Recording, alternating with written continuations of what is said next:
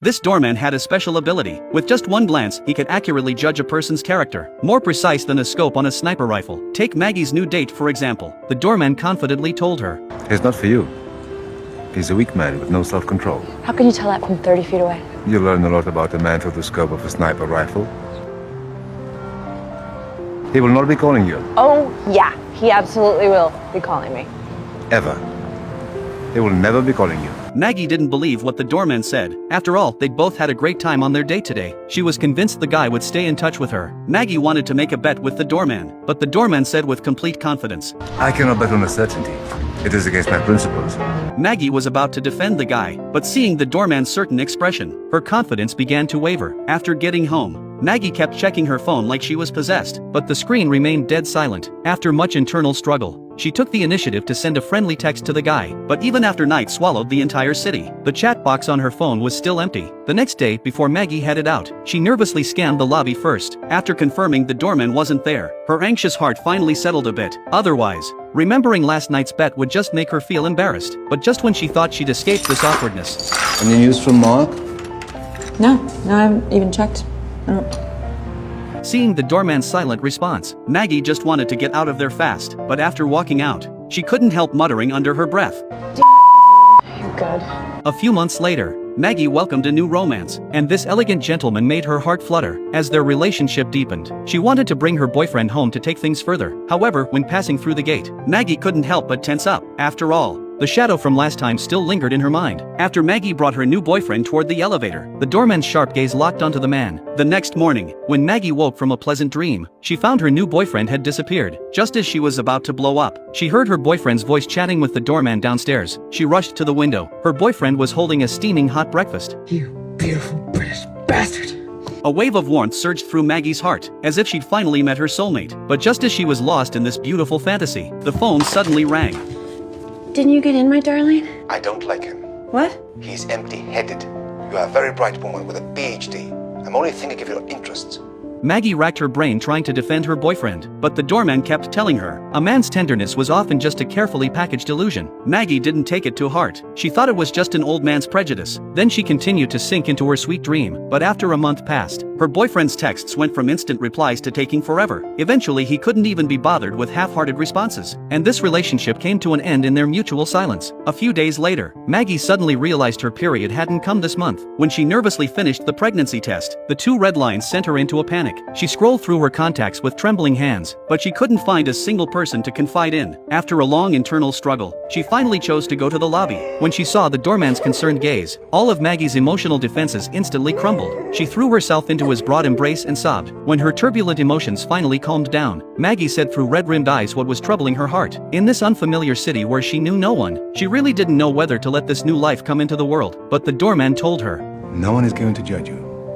Do what you wish, but don't do it because you're scared. You must own your actions in life. I can't do this on my own. The village brings up a child, and New York is a very great village. Now get some good sleep. Tomorrow's a brand new day that's never been touched.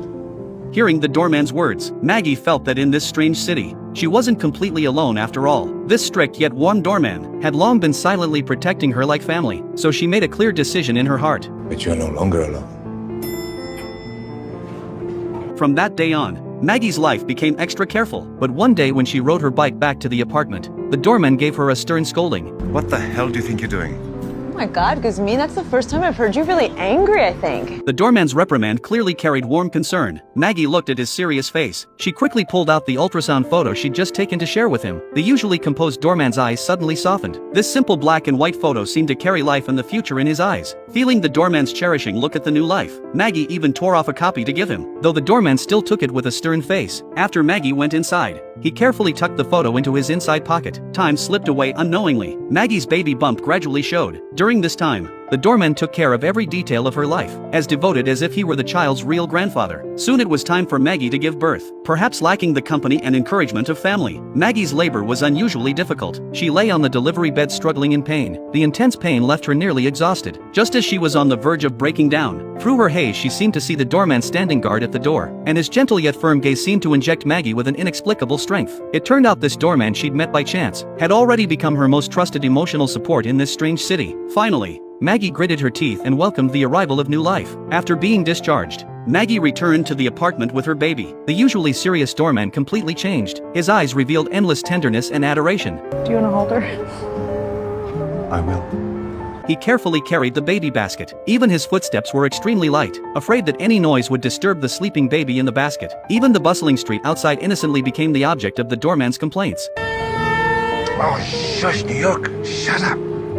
Time flowed quietly like a stream. In the blink of an eye, Maggie's daughter gradually grew up. During this time, the doorman consistently helped the mother and daughter, as if from the moment he received that ultrasound image. He'd made this protection a lifelong commitment. On regular days he was the most reliable babysitter, and on holidays he transformed into the most dedicated teacher, taking the little girl through museums to broaden her horizons. But just when these warm days seemed like they'd continue forever, one day Maggie came to the doorman with something on her mind. I'm just excited. I got a job offer. The editor of a literary supplement of a magazine. This was her dream job as a magazine editor. Unfortunately, the location was all the way in Los Angeles. Maggie kept hedging, saying she planned to turn down the opportunity. But how could her little thoughts fool the doorman who'd seen it all? When are you leaving? We're just making plans now, seeing if it's possible. Everything is possible. She'll miss the city. And this building. And you. Excuse me. After hearing this, the doorman didn't say much. He just silently turned and walked toward the door. Maggie actually knew in her heart, this seemingly tough man just couldn't face the sadness of parting. But thinking about leaving this father figure who, though not related by blood, had always silently protected her, her tears fell uncontrollably. Time flew by, and 5 years passed in a flash. Maggie returned to the city. The little baby from back then had now become a graceful young woman. Besides coming back to catch up with the doorman, they mainly wanted to bring her new boyfriend for the doorman to evaluate. But when the three of them actually appeared before the doorman, the most nervous one was Maggie herself. She was terrified her boyfriend would get a failing grade from the doorman. And this new boyfriend also knew all along, he had to pass this father's test. But just as he took a deep breath to face the scrutiny, You passed it. Maggie's mind was full of confusion. She couldn't figure out what standard the doorman used to judge a person's essential character. I was never looking at the man, Maggie. I was looking at your eyes.